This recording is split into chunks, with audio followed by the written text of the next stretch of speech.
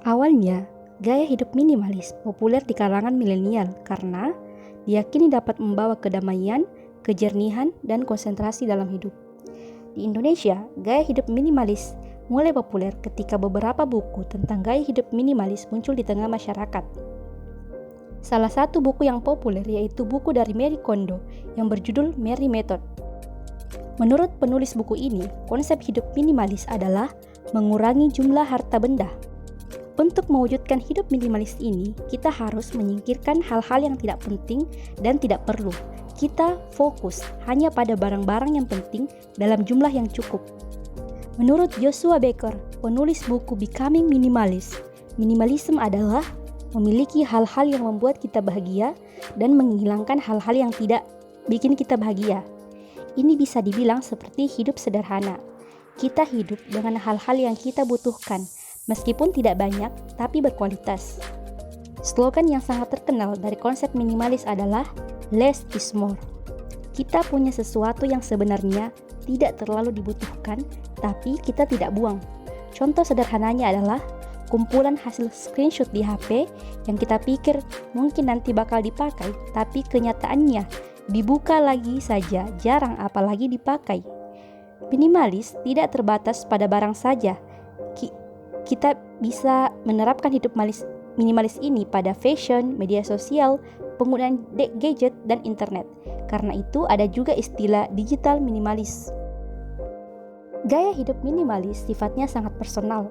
Setiap orang menjalankannya punya penerapan yang berbeda-beda karena pola pikir dan kebutuhan juga yang beda. Minimalisme mempunyai beberapa manfaat. Yang pertama, lebih sehat secara finansial. Minimalisme membantu kita lebih tahu mana kebutuhan dan mana keinginan. Keinginan manusia adalah hal yang tidak akan ada habisnya, sedangkan kebutuhan adalah sesuatu yang memang harus kita penuhi. Dengan tahu hal ini, kita akan membeli barang yang kita butuhkan saja. Kalau perlu, ya beli. Kalau tidak perlu, ya atau cuma lucu tapi tidak tahu manfaatnya, tidak usah dibeli. Ini membantu kita mengurangi sifat konsumtif dan menghemat pengeluaran.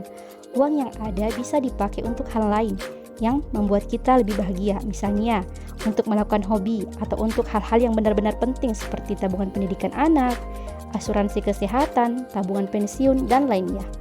Manfaat yang kedua yaitu hemat waktu dan energi. Minimalis berarti kita tidak berlebihan memiliki sesuatu.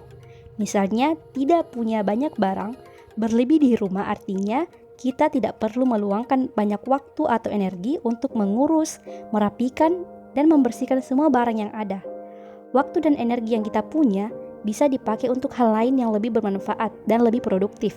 Misalnya membaca, olahraga, istirahat, quality time, me time, dan sebagainya. Manfaat yang ketiga yaitu mengurangi stres. Melihat hidup orang lain dan membandingkan dengan milik kita tidak akan ada habisnya. Misalnya, temanmu selalu punya handphone keluaran terbaru, tetapi kamu tidak. Perasaan iri dan pengen bisa saja muncul. Tapi dengan gaya hidup minimalis, kita bisa mengurangi rasa ingin memiliki yang bisa bikin kita stres. Sebenarnya, kita bisa beli handphone terbaru juga. Tapi kira-kira seberapa butuh sih kita dengan handphone baru itu? Apakah benar-benar butuh atau hanya untuk mengikuti tren? Jangan sampai setelah beli malah menjadi menyesal dan tambah stres. Manfaat yang keempat yaitu menambah space untuk hal yang penting. Menyortir barang-barang yang tidak terlalu penting bisa menambah space atau ruang untuk hal yang lebih penting. Contohnya, dengan membersihkan tumpukan barang di kamar, kita punya space untuk bergerak lebih bebas dan istirahat dengan nyaman. Atau membersihkan meja belajar atau meja kerja dari barang-barang yang tidak penting bisa membuat kita bekerja di meja yang lebih luas dan nyaman. Kita juga tidak terdistraksi dengan tumpukan barang yang ada dan jadi fokus dengan pekerjaan. Manfaat yang kelima yaitu berkesempatan untuk berbagi pada sesama. Dalam proses decluttering, kita akan menemukan barang-barang yang memang sudah rusak dan tidak bisa dipakai atau barang-barang yang masih bagus tapi tidak terpakai. Jika yang rusak bisa kita buang, tapi yang masih layak bisa kita sumbangkan kepada orang-orang yang lebih membutuhkan. Ini bisa menambah perasaan bahagia karena ternyata barang-barang yang menumpuk dan tidak terpakai di rumah kita ternyata bisa jadi bermanfaat bagi orang lain.